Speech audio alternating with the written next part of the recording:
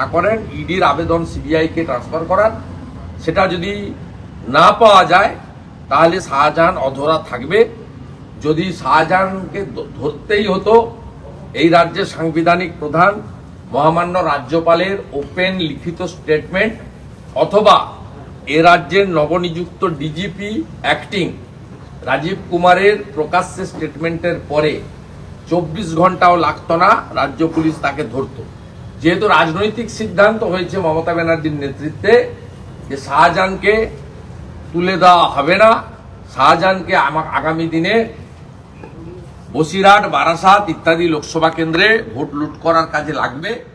শাহজাহান এমন কিছু জানেন যেটা মমতা ব্যানার্জি বা তার পার্টির পক্ষে অস্বস্তিকর হবে, তাই শাহজাহানকে স্টেট পুলিশ ধরছে না, ধরবে না।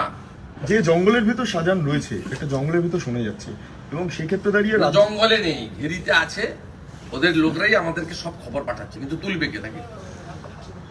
তুলবেটাকে ইডি রেশন স্ক্যামে যেটা করছে নিশ্চিতভাবে সে তারা করবে, কিন্তু এই যে ক্রিমিনাল অফেন্সটা যেটা হয়েছে শাহজাহানের প্ররোচনায় তার ভাইরা, তার এলাকার নেতারা, প্রধানরা, তৃণমূলের পরিচিত মুখরা যেভাবে হামলা করেছেন, এই হামলাবাজদেরকে গ্রেপ্তার করতে তো ইডি পারবে না, কারণ সেই মামলা নাজার থানায় হয়েছে। সেই মামলা আছে পশ্চিমবঙ্গ পুলিশের নিয়ন্ত্রণাধীনে। সেখানকার ইনভেস্টিগেটিং অফিসার আইও হচ্ছে নাজার থানার একজন এসআই। এই মামলা যতক্ষণ না পর্যন্ত কেন্দ্রীয় তদন্তকারী সংস্থার কাছে ট্রান্সফার হচ্ছে, ট্রান্সফার হয় কিভাবে? দুটো পদ্ধতিতে। একটা হচ্ছে রাজ্য সরকার সুপারিশ করতে পারে, সেটা কেন্দ্র সঙ্গে সঙ্গে নিয়ে নেয়, অথবা মহামান্য আদালত ট্রান্সফার করতে পারে। যেহেতু এখানে রাজ্য সরকার নিজেই এটা ঘটিয়েছে, তাই রাজ্য সরকার ট্রান্সফার করবে না জেনেই ইডি আইন মেনে, পদ্ধতি মেনে কোর্টের দ্বারস্থ হয়েছে। কোর্টের হিয়ারিং গুলো চলছে, এখন ভার্ডিক্ট কে দেবেন অনারেবল জাস্টিস তিনি জানেন। এটা তো আমার বক্তব্য নয়, আমি প্র্যাকটিক্যালি বলছি এই মামলা যদি তদন্তকারী সংস্থা সেন্ট্রাল এজেন্সির হাতে না যায়, তারা যদি সিআরপি, সিআইএসএফ এবং বর্ডার এলাকা BSF, if necessary NIA, Bangladesh government, সবার সঙ্গে ওখানে আমাদের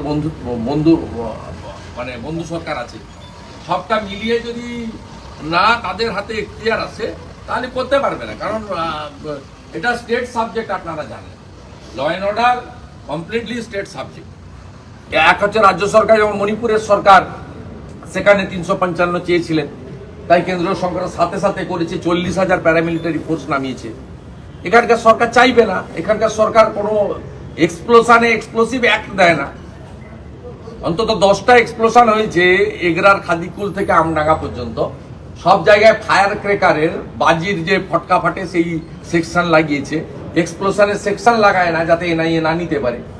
আমাকে রামনবমীর কেসে সুপ্রিম কোর্ট পর্যন্ত লড়তে হয়েছে, চিফ জাস্টিসের ভার্ডিক্টকে চ্যালেঞ্জ করে সুপ্রিম কোর্টে গেছে, এবং সুপ্রিম কোর্টে এ ক্যাটাগরি তো দূরের কথা, স্টার লয়ারদেরকে, ব্যারিস্টারদেরকে রাজ্য সরকার ক্রোড়স অফ রুপি ইনভেস্ট করে তাদেরকে তারা নামিয়েছিলেন। তারপরে অনারেবল সুপ্রিম কোর্ট সেটা কন্টিনিউ করেছেন। তাতে এই ফাইটটা কিভাবে করতে হচ্ছে এটা জানেন সবাই।